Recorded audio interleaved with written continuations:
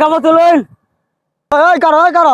কই যা তোরে ভাই ফুড তোরে এই সাহস কালাইছে আমার বেডির কত কাপড় তুলতো হ্যাঁ এই এই এই এই সাহস কালা দিছে তোরে এই সাহস কালা তোরা তো ভাই নেই বলে আমি তুই বিরাট করে চত তুই বিরাট করে দে আর করবি আর করবি যা সোজা এমনি ফিরে যাওয়া তোরা আর এমনি দে না যদি তোরা দিবা কইতেছি বারবার কইতেছি তুই আমার বেডি রাখো সব বনাস করে যা আমার বেডি রাখো কাপড় তুলতো আর দিবার হলাম কিন্তু তোরা দেই এটা কি তোমার বাড়ি? ও ভাই এটা আমার বাড়ি যাও যাও।